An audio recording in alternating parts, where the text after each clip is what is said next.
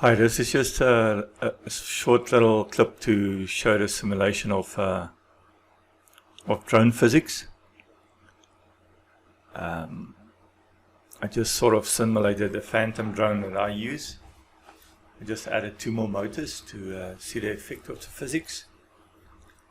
And control is very nice as a normal drone. I'm flying it with an Xbox controller at the moment.